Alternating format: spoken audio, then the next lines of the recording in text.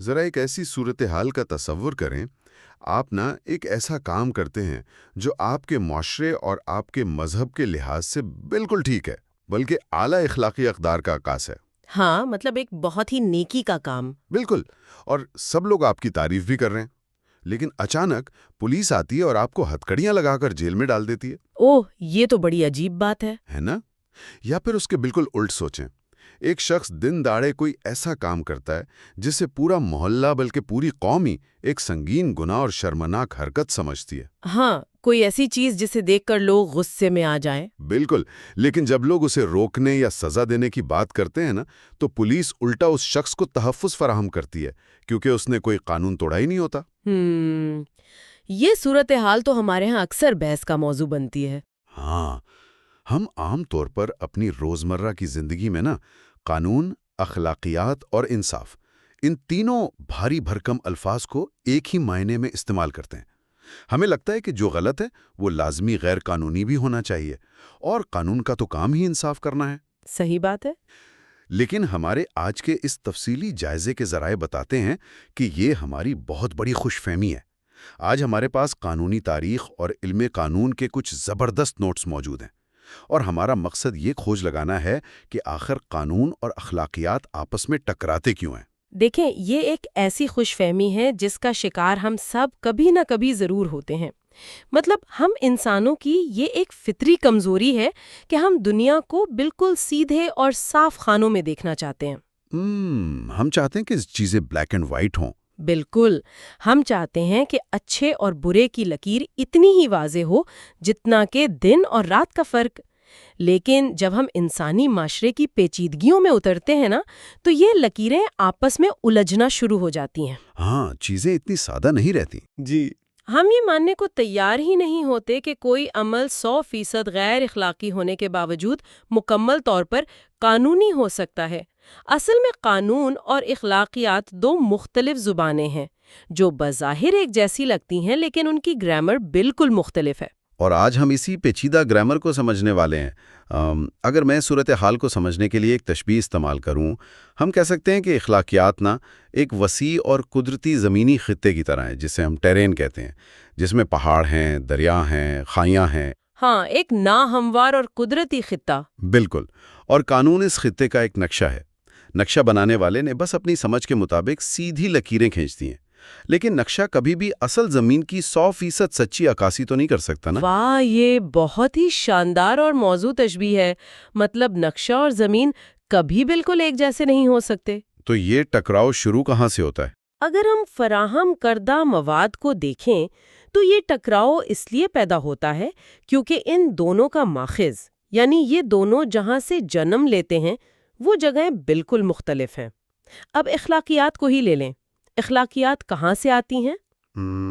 میرے خیال میں معاشرے سے۔ ہاں، یہ معاشرے کی ثقافت، تہذیبی تاریخ اور سب سے بڑھ کر مذہب سے پروان چڑھتی ہیں۔ حوالوں میں خاص طور پر بائبل اور قرآن کی تعلیمات کا ذکر ہے، جو صدیوں سے انسانوں کے لیے اخلاقیات کا ایک بہت مضبوط منبع رہی ہیں۔ یعنی یہ چیزیں نسل در نسل منتقل ہوتی ہیں، لوگوں کے ضمیر کا حصہ بنتی ہیں۔ بالکل، لیکن قانون کا معاملہ ایسا نہیں ہے۔ قانون کے پیچھے کوئی سینکڑوں سال کا ارتقاء نہیں ہوتا، بلکہ ریاست کا اختیار اور طاقت ہوتی ہے۔ پارلیمنٹ میں کوئی بیٹھتا ہے، کاغذ پر سائن کرتا ہے اور ایک نیا قانون بن جاتا ہے۔ اب یہاں مواد میں ایک بہت ہی دلچسپ اور چونکا دینے والی مثال دی گئی ہے۔ میں چاہوں گا کہ ہم ذرا تفصیل سے اس پر بات کریں۔ وہ مثال بدکاری، یا جسے ہم ایڈلٹری کہتے ہیں، اس کی ہے۔ ہاں، یہ ایک بہترین مثال ہے اس فرق کو سمجھنے کے لیے۔ اگر ہم اسے مذہبی اینک سے دیکھیں تو عیسائیت اور اسلام دونوں مذاہب میں اس عمل کو انتہائی غیر اخلاقی اور گناہ قرار دیا گیا ہے۔ اخلاقی سطح پر تو کوئی ابہام نہیں ہے۔ بالکل کوئی ابہام نہیں ہے، لیکن قانونی نقشے پر اس کی تصویر بالکل بکھری ہوئی نظر آتی ہے۔ بہت سے عیسائی اکثریتی ممالک میں، جن کی بنیاد کبھی سخت مذہبی اصولوں پر تھی، آج کے دور میں بدکاری کوئی قانونی جرم یا کرائم نہیں ہے۔ اچھا، یعنی ریاست اسے جرم نہیں مانتی، لیکن معاشرہ تو پھر بھی اسے برائی کہے گا نا؟ جی ہاں، اخلاقی طور پر آج بھی وہاں کا معاشرہ یا چرچ اسے غلط سمجھتا ہوگا، لیکن ریاست نے فیصلہ کیا ہے کہ بھئی یہ ان کا درد سر نہیں ہے۔ اس پر کوئی ریاستی سزا یا جیل نہیں ہوگی۔ اور دوسری طرف اگر ہم مسلم ممالک کو دیکھیں، ہاں، آپ چند مسلم ممالک کی قانونی کتابیں اٹھا کر دیکھیں تو وہاں آج بھی اس کی باقاعدہ اور سخت قانونی سزائیں موجود ہیں۔ ریاست اسے نہ صرف اخلاقی برائی سمجھتی ہے بلکہ طاقت سے دبانے کی کوشش بھی کرتی ہے۔ تو یہیں پر میرے ذہن میں ایک سوال اٹھتا ہے، اور میں یہاں تھوڑا سا اختلاف بھی کروں گا۔ جی پوچھیے۔ اگر ریاست چاہے تو وہ ہر اخلاقی برائی کو قانون کا حصہ بنا سکتی ہے، تو کیا ہم یہ نتیجہ اخذ کر سکتے ہیں کہ فرق صرف اتنا ہے کہ قانون کے پاس ڈنڈا ہے اور اخلاقیات کے پاس صرف شرمندگی؟ مطلب آپ کا اشارہ سزا کی طرف ہے؟ ہاں، مطلب اخلاقیات گھر کے ان اصولوں کی طرح ہیں کہ رات کو دیر سے آؤ گے تو والدین ناراض ہوں گے، کوئی گرفتار نہیں کرے گا، لیکن قانون ٹریفک سگنل ہے، ریڈ لائٹ توڑی تو لازمی جرمانہ ہوگا۔ کیا محض سزا دینے کی طاقت ہی دونوں کو الگ کرتی ہے؟ دیکھیں، یہ صرف طاقت یا ڈنڈے کا فرق نہیں ہے۔ ریاستی طاقت ایک بڑا عنصر ضرور ہے، لیکن ہمارے ذرائع ان دونوں میں ایک بہت بنیادی خلیج کی نشاندہی کرتے ہیں۔ ان کے درمیان 3 بڑے فرق ہیں۔ اچھا، وہ 3 فرق کیا ہیں؟ پہلا اور سب سے خطرناک فرق تو تبدیلی کی رفتار کا ہے۔ جیسا کہ آپ نے خود کہا کہ قانون کو ریاست راتوں رات بدل سکتی ہے۔ فرض کریں ایک ملک میں کوئی آمر آ جاتا ہے یا نئی حکومت آتی ہے۔ ہاں، وہ ایک حکم نامہ جاری کرتے ہیں۔ بالکل، اور ایک ایسی چیز جو کل تک جرم تھی آج وہ قانوناً جائز ہو جاتی ہے۔ قانون کی رفتار نا راکٹ جیسی ہے۔ جبکہ اخلاقیات ایک سست رو بیل گاڑی کی طرح ہیں۔ کسی معاشرے کا ضمیر تو راتوں رات نہیں بدلتا نا۔ اگر ریاست قانون بدل بھی دے تب بھی لوگ اسے دل سے قبول کرنے میں کئی دہائیاں لگا دیتے ہیں۔ ایسا ہی ہے، اور اس سے معاشرے میں ایک عجیب سی بے چینی پیدا ہوتی ہے، جہاں ریاست کچھ اور کہہ رہی ہے اور لوگوں کا ضمیر کچھ اور۔ تاریخ ایسی بہاوتوں سے بھری پڑی ہے۔ صحیح۔ اور دوسرا فرق کیا ہے؟ دوسرا بڑا فرق ان کے نفاذ یعنی انفورسمنٹ کا ہے۔ اخلاقیات کا نظام اندرونی ہے، اس کا دارومدار انسان کے احساس جرم اور زیادہ سے زیادہ معاشرتی دباؤ پر ہے۔ ہاں، مطلب سماجی بائیکاٹ ہو سکتا ہے لیکن کوئی آپ کی آزادی تو نہیں چھین سکتا۔ یہی تو، جبکہ قانون بیرونی طاقت کا نام ہے۔ قانون آپ سے گزارش نہیں کرتا، وہ آپ کو حکم دیتا ہے اور اس کے پیچھے پوری پولیس اور جیل کا نظام کھڑا ہوتا ہے۔ اور میرے خیال میں اسی سے تیسرا فرق بھی جڑا ہوا ہے جو اس کا ذکر نوٹس میں ہے، اور وہ ہے عدالتی نظام یا میکینزم۔ بالکل۔ مطلب اگر کوئی شخص مجھ سے جھوٹ بولتا ہے، جو کہ اخلاقی طور پر ایک بہت بری بات ہے، تو میں اسے کسی عدالت میں گھسیٹ کر یہ نہیں کہہ سکتا کہ جناب اس نے میرا دل دکھایا، اسے جیل میں ڈالیں۔ ہاں، جب تک کہ اس نے کسی قانونی معاہدے کے تحت جھوٹ نہ بولا ہو۔ اخلاقیات کو پرکھنے کے لیے کوئی جج یا وکیل نہیں بیٹھا ہوا۔ بالکل صحیح۔ تو اب تک کی بحث کو ملائیں تو ایک طرف اخلاقیات ہیں جو سست روی سے بدل رہی ہیں، اور دوسری طرف قانون ہے جسے ریاست منواتی ہے۔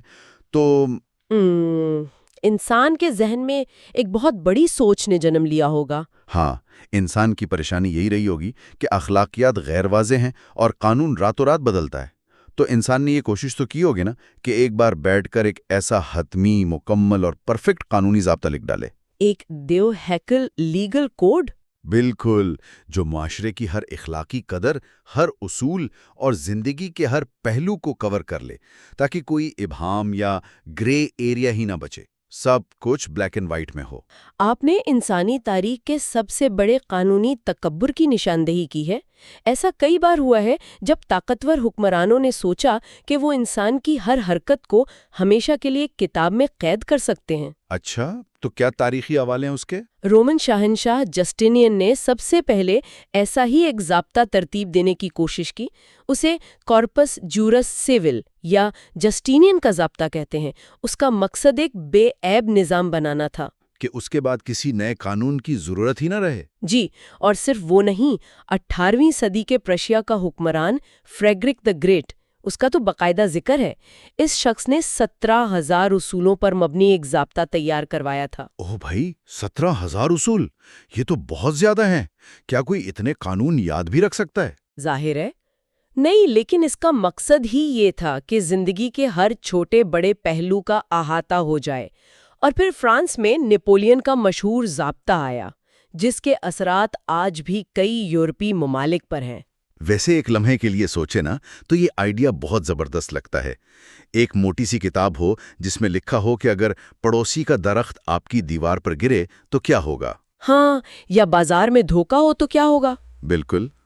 اس طرح ہر شہری کو اپنے حقوق پتہ ہوں گے اور کسی جج کو اپنی مرضی چلانے کا موقع ہی نہیں ملے گا۔ آئیڈیا تو پرکشش ضرور ہے، لیکن یہ ایک بہت بڑے انسانی وہم پر مبنی ہے۔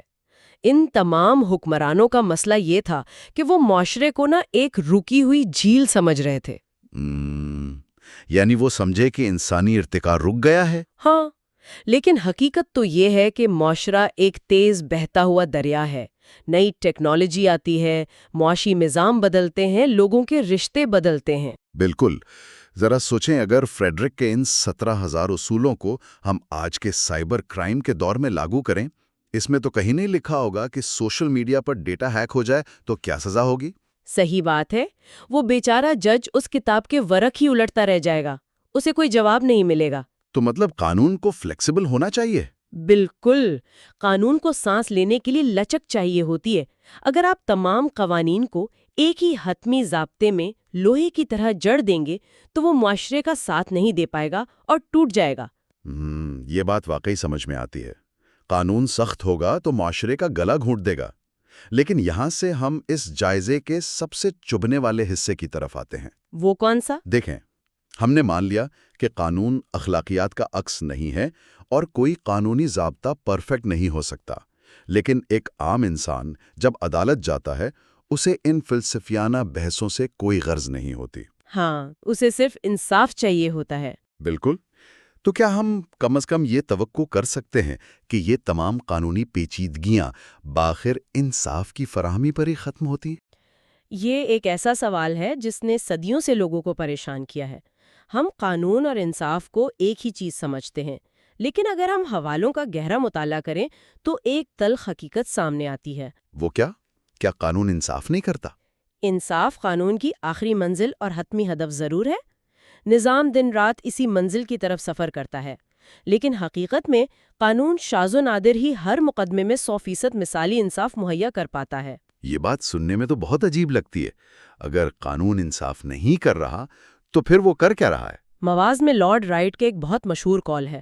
وہ کہتے ہیں کہ ایک جج کا بنیادی اصول انصاف کرنا ہے، لیکن، اور یہ لیکن بہت خطرناک ہے، وہ انصاف قانون کے مطابق ہونا چاہیے۔ قانون کے مطابق انصاف؟ دیکھیں، میں اس پر کڑی تنقید کروں گا۔ یہ جملہ تو مجھے ایک بہت بڑا قانونی عذر یا سیدھا سا بہانہ لگتا ہے۔ اچھا، آپ اسے بہانہ کیوں سمجھتے ہیں؟ کیونکہ ہم اکثر دیکھتے ہیں نا، ایک شخص اخلاقی طور پر سچا ہے، اس پر ظلم ہوا ہے، لیکن جب وہ عدالت جاتا ہے تو مخالف وکیل کوئی ٹیکنیکل خامی نکال لیتا ہے۔